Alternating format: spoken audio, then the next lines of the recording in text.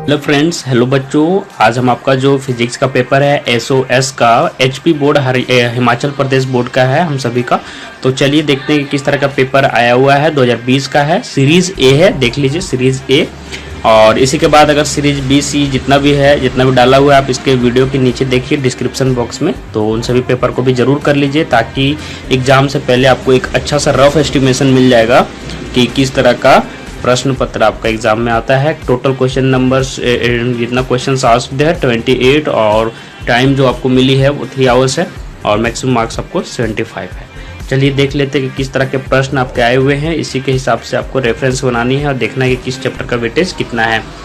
ठीक है, यहाँ पे मैं इंपॉर्टेंट क्वेश्चंस को मैं आपको बताते जाऊंगा कि किस तरह के क्वेश्चंस को कैसे आपको डील करना है।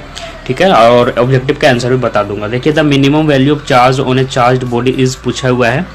तो मिनिमम चार्ज कितना होता है चार्ज बॉडी में वो आपको पता होना चाहिए कि कभी भी जो चार्ज होता है किसी भी चार्ज बॉडी में वो प्लस माइनस इलेक्ट्रॉन के चार्ज के बराबर होता है। ठीक है, इलेक्ट्रॉन का चार्ज सबसे मिनिमम होता है, लीस्ट होता है। ठीक है, आपको पता होना चाहिए।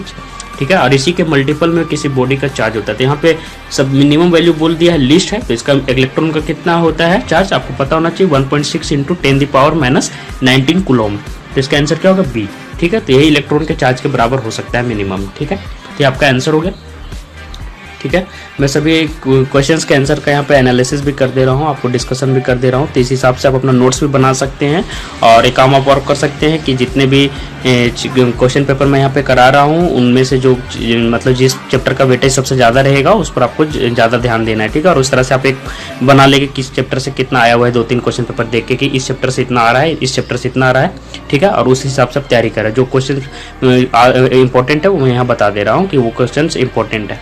मैं आपको एक बात बता दूं कि यूनिट वाला जो प्रश्न होता है, देखिए यूनिट तो सभी फिजिकल क्वांटिटी का आपको सबका फिजिकल क्वांटिटी जितना भी है सभी का आपको यूनिट याद रखना है और उसके लिए फॉर्मूला से आपको यूनिट निकालने आना चाहिए, डायमेंशन उसका लिखने आना चाहिए। ठीक है, तो वो बहुत इंपॉर्टेंट है। 2-3 नंबर वहाँ से आपके आ सकते हैं।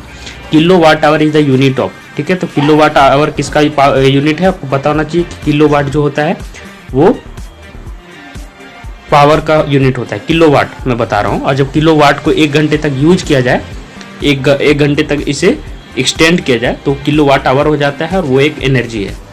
ठीक है, तो energy equivalent to 1 kilowatt of power extended for 1 hour 1 kilowatt hour होता है और ये एनर्जी का यूनिट है। ठीक है, चलिए अगला देखते हैं। ये एनर्जी का यूनिट है। ठीक है, और देखिए थर्ड जो प्रश्न है वो पूछ रहा है the resistance of an ideal volt meter. Ideal होना चाहिए वोल्ट मीटर यहाँ पे बोल रहा है। तो आइडियल वोल्ट मीटर का कितना होता है आपको मैं बता दूं कि आइडियल वोल्ट मीटर का रेजिस्टेंस इन्फिनाइट होता है। ठीक है, इन्फिनाइट होता है। और एमीटर का भी आ सकता है। द आइडियल एमीटर का जो होता है, आइडियल एमीटर का मैं बात कर रहा हूँ तो उसका रेजिस्टेंस कितना होता है 0। याद रखना है, एमीटर जो है वो सीरीज में हमेशा कनेक्ट होता है और जो वोल्ट मीटर है वो पैरेलल में कनेक्ट होता है, ये आपको याद रखना है। ठीक है, तो चलिए और भी देखते हैं कि किस तरह के प्रश्न आपके आए हुए हैं। देखिए 4th में प्रश्न पूछा हुआ है Lenz law is in accordance with the law of conservation of. तो इसका आंसर क्या होगा, किसके कंजर्वेशन, लॉ ऑफ कंजर्वेशन को ये फॉलो करता है, तो ये एनर्जी। ठीक है, 4th का क्या आंसर होगा b, energy, law of conservation of energy को ये अकॉर्डेंस में काम करती है। चलिए 5th नंबर देखिए the glittering of diamond is due to. तो डायमंड में जो चमक होती है, जो ब्रिलियंस होता है वो क्यों होता है। तो आपको पता होना चाहिए कि जैसे डायमंड का ऐसे अगर शेप है, मैं यहाँ पे प्रिज्म का बना दे रहा हूँ, डायमंड को भी आप इसी मतलब कि शेप में समझ लीजिए। तो क्या होता है कि जब इसमें लाइट फॉल करता है तो सबसे पहले वो रिफ्रैक्ट करता है। रिफ्रैक्ट मतलब कि थोड़ा सा अपना जो लाइन ऑफ डायरेक्शन होता है वो थोड़ा सा चेंज कर लेता है। ठीक है, उसके बाद वो ट्रेवल्स थ्रू द लेटिस, मतलब कि ये लेटिस में ही घूमता रहता है टोटल इंटरनल रिफ्लेक्शन के कारण। ठीक है, आपको ये पता होना चाहिए। ठीक है, तो total internal reflections occurs at various angles and finally the light reflects out. मतलब कि 3-4 बार इसी तरह से यहाँ पे घूमता है और उसके बाद लास्ट में निकल जाता है, जिसके कारण इसमें चमकता है। ठीक है, तो इसलिए डायमंड चमकता है, आपको ये पता होना चाहिए। ठीक है, कि लाइट यहाँ पे इसके अंदर जाती है, उसके बाद क्या होता है 2-3 बार घूमती है और ऐसे करके ब्रिलियंस करके निकल जाती है, जिसके कारण इसमें ब्रिलियंस होता है। ठीक है, तो इसका आंसर क्या होगा टोटल इंटरनल रिफ्लेक्शन के कारण। ठीक है, तो इसका ए नंबर सही है। चलिए देखिए 6th नंबर में पूछ रहा है एट सनसेट और sunrise reddish colour of sun is due to. Reddish colour जो होता है सन वो क्यों होता है। ठीक है, तो चलिए हम इसका बता देते हैं आपको कि जब शाम का समय होता है या सुबह का समय होता है, सनसेट का टाइम और सनराइज के टाइम, तो क्या होता है, scattering of light by the molecules of air and other fine particles. Dust वस्ट जो होता है आपको एयर में पता होगा, तो उसका जो साइज होता है वो वेवलेंथ ऑफ विजिबल लाइट जो आता है सन के द्वारा, जितने भी लाइट होता है उससे छोटा हो जाता है। ठीक है, तो उससे क्या होता है कि क्या वहाँ पे होता है, बता दे रहे आपको कि वहाँ पे आपका स्कैटरिंग ऑफ लाइट हो जाता है, जिसके कारण वहाँ पे ये रेडिश कलर आपको दिखाई देता है। ठीक है, तो इसका आंसर आपको लिख ले कि स्कैटरिंग ऑफ लाइट के कारण होता है, और जब तक सन सनसेट या सनराइज नहीं करते हैं तो स्काई का कलर कैसा होता है, ब्लू। उसका भी मैंने रीजन डाला है कि आप फिजिक्स का जितना भी पेपर डाला हुआ है उसका में आप देख सकते हैं 12th का क्या बोलते हैं HP बोर्ड का, तो वहाँ पे जो प्लेलिस्ट है नीचे वहाँ से देख लीजिए, और उन सभी का भी मैंने रीजन बताया। यहाँ पे मैंने बता दिया कि इसका रीजन क्या है, scattering of light by the molecules of air and other fine particles in the atmosphere have size smaller than the wavelength of visible light from the sun near the horizon. ठीक है, तो जो सन से light आता है उससे smaller size के particles होते हैं। देखिए पूछ रहा है the mass of photon at rest is. चलिए इसका डिस्कशन कर देते हैं। मैं बता दूं कि मास ऑफ फोटोन कितना होता है रेस्ट में, इसको निकालने का मैं एक फॉर्मूला बता दे रहा हूँ, उस फॉर्मूले को आप याद रखिए। m is equal to m naught by root under 1 minus v square by c square. ये फॉर्मूला आपको याद रखना है। और यहाँ पे मैं बता दूं कि m जो है वो मास ऑफ फोटोन है वाइल मूविंग, जब वो मूव करते रहता है तब उसका मास है, और m नोट जो है फोटोन का मास है एट रेस्ट, जब वो रेस्ट में रहता है। ठीक है, तो m नोट को बता दिया, m बता दिया, v जो है वो वेलोसिटी ऑफ फोटोन है, और c जो है वो वेलोसिटी ऑफ लाइट है। वेलोसिटी ऑफ लाइट आपको पता है कितना है, होता है 3 × 10⁸ मीटर पर सेकेंड। ठीक है, तो आपको अब एक चीज़ और पता होना चाहिए कि फोटोन का जो होता है, जो एनर्जी पैकेट के रूप में निकलता है, आपको पता होगा एनर्जी के पैकेट के रूप में आती है लाइट के पैकेट में, इस तरह से। तो इसका जो स्पीड है वो वेलोसिटी है, जो भी कहें, वो वैक्यूम में जितना स्पीड होता है लाइट का उसके बराबर होता है, इसकी इक्वल होता है 3 × 10⁸। इस हिसाब से v = c हो जाएगा। तो चलिए फॉर्मूला में बता देते हैं, v = c यहाँ पे पुट कर देंगे, तो m naught by root under 1 minus c square by c square. क्यों? क्योंकि क्या है, v और c इक्वल हो जाएगा, क्योंकि velocity of light equal to velocity of photon. ठीक है, तो ये c और c स्क्वायर कट जाएगा तो यहाँ पे 1 आ जाएगा। ठीक है, तो इसको चलिए क्रॉस मल्टीप्लिकेशन कर देंगे, 1 और 1 कितना हो जाएगा, 0 हो जाएगा, डिनोमिनेटर में 0 हो जाएगा, तो m is equal to m naught और बाई 0 क्रॉस मल्टीप्लिकेशन कर। हाँ, तो मैं आपको क्या कह रहा था कि रेस्ट मास ऑफ फोटोन कितना आ गया, m naught equal to m by 0 cross multiplication कर दीजिए, यहाँ पे 1 छिपा हुआ है, तो कितना आ जाएगा m नोट, देख लीजिए आप, m नोट कितना आ जाएगा, m नोट कितना आ जाएगा, 0 के इक्वल। ठीक है, तो रेस्ट मास ऑफ फोटोन मैंने शुरू में ही बोला था कि रेस्ट मास ऑफ फोटोन है, तो रेस्ट मास ऑफ फोटोन कितना आ गया, 0, तो 0 इसका आंसर होगा ऑप्शन ए। ठीक है, चलिए अगला प्रश्न देखिए क्या पूछा हुआ है। अगला प्रश्न पूछा हुआ है the radio waves of range 2 megahertz to 30 megahertz are back to earth from which layer of atmosphere.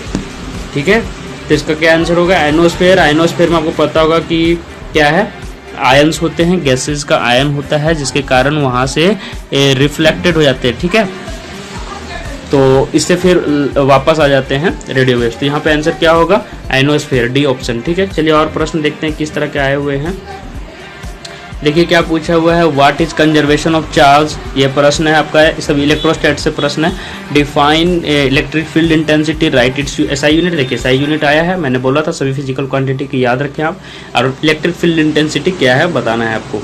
इसके बाद देखिए permanent magnets are made of steel while core of transformer is made of soft iron. Why, ये आपको बताना है, transformer से प्रश्न आता है, देख लीजिएगा। The amount of work done in bringing 0.1 coulomb of charge from one point to another is 8 joule. Calculate potential difference between 2 points. ठीक है, ये इलेक्ट्रोस्टैट से प्रश्न है। Define mass defect and binding energy of a nucleus. ठीक है, Give the logic symbol Boolean expression truth for NOT gate. देखिए not gate, nor gate, ठीक है, एंड गेट, और गेट, जितना भी है ये सभी आसान है। बुलियन अलजेब्रा वाला पार्ट ये आप आराम से कर लीजिए, आसानी से हो जाएगा। Distinguish between p type and n type semiconductor. Semiconductor एक बहुत ही इंपॉर्टेंट चैप्टर है। पी टाइप एन टाइप जितने भी हैं, किसको डाला जाता है, बोरोन सिलिकॉन को, तो किस तरह का इम्प्योरिटी निकलता है, किस तरह के क्या निकलते हैं, ये सब भी आपको आना चाहिए, तो ये एक इम्पॉर्टेंट है। Define the term drift velocity and drive a relation between drift velocity and current. Drift velocity important term है, इसको आप देख लीजिएगा। उसके बाद देखिए define an expression for average power in an LCR series circuit connected to an AC supply. Prove that for a concave mirror, देखिए optics सबसे इंपॉर्टेंट चैप्टर है और सेमीकंडक्टर, इलेक्ट्रोस्टेट्स और मैग्नेटिज्म, तो ये सभी चैप्टर आपको बहुत ही अच्छे से करने। Prove that for a concave mirror the radius of curvature is twice the focal length करना है। प्रूफ वाला जितना भी पार्ट है ऑप्टिक्स का सभी आपको करना है। What is fringe width, drive in expression for fringe width in x double slit experiment, ये आपको वेव ऑप्टिक्स से ही प्रश्न है, ठीक है। चलिए देखते हैं और किस तरह के प्रश्न आए हुए हैं। देखिए calculate the radius of nth orbit of hydrogen atom, ये आपको आना चाहिए कैलकुलेट, nth ऑर्बिट का आना चाहिए, इसका फॉर्मूला है, फॉर्मूले के बेस पर आप करेंगे तो निकल जाएगा। व्हाट इज रेक्टिफायर, ये आपको कम्युनिकेशन चैप्टर से आसान चैप्टर है, ये एकदम आसान चैप्टर है, आराम से कर लीजिएगा। With the help of necessary circuit diagram give working of the diode as a half wave rectifier. 20th में प्रश्न है define capacitance of a capacitor, give SI unit, देखिए यहाँ पे भी SI यूनिट पूछा हुआ है, मैंने कहा था 3 नंबर 4 नंबर तक यहाँ से आ जाते हैं। Divine expression for electrostatic energy store in the charge capacitor, ठीक है। चलिए और देखते हैं किस तरह के प्रश्न आए हुए हैं। Describe principle construction theory and working of a cyclotron, cyclotron और टोरेनॉइड, सोलेनॉइड, साइक्लोट्रॉन, ये सभी आपको प्रैक्टिस कर लेनी है, ये सभी इंपॉर्टेंट है। So that electromagnetic waves are transverse in nature, ठीक है। देखिए प्रूफ दैट, ये वाला आपका ऑप्टिक्स से ही चैप्टर है, ऑप्टिक्स से ही पूछा गया, देख लीजिए। प्रूफ दैट मैंने आपको पहले भी बताया था कि जितना भी प्रूफ वाला पार्ट है ऑप्टिक्स का वो सभी आपको करना है। What is power of lens, dioptre होता है, इसका यूनिट लिखना है। व्हाट आर पोलराइड्स, इसके यूजेस लिखने हैं, ठीक है। जितने भी रेज हैं, x ray, gamma rays, UV rays, सभी के आपको एक मतलब कि सभी के एक यूजेस आना चाहिए, यहाँ पे यूज होता है, वो सब आपको आना चाहिए, यहाँ पे पूछा जा सकता है। What is need of modulation, ये आपको कम्युनिकेशन चैप्टर से है। Write short note on antenna, ये आसान चैप्टर है। What is principle of Wheatstone bridge, obtain it for balanced, देखिए किरचॉफ्स और वेटरस्टोन ब्रिज ये सभी बहुत इंपॉर्टेंट है, ये आपको करके जाना है। DC can flow, Kirchhoff's law से हमेशा एक ऑब्जेक्टिव या फिर यहाँ पे भी प्रश्न दिख जाते हैं लेंदी में, ठीक है, तो आप कर लीजिएगा। DC can flow easily through an inductor but AC can not pass easily, explain करना है। State and explain Faraday's law of electromagnetic induction, ये सभी को प्रश्न आपके आए हुए हैं, देख सकते होंगे आप, ठीक है।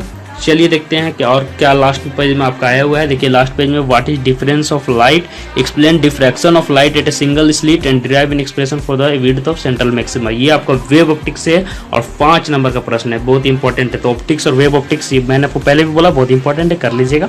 स्टेट एम्पियर सर्किट लॉ, ये मैग्नेटिज्म से प्रश्न आप देख लीजिएगा। Describe Davisson and Germer experiment to verify the de Broglie hypothesis of wave nature of a moving particle, तो इस तरह के प्रश्न आपके 2020 पेपर में पूछे हुए हैं। ये सीरीज A था, तो आपको बाकी सीरीज का प्रश्न पेपर देखना है तो इस वीडियो के नीचे डिस्क्रिप्शन बॉक्स में जरूर देख लें।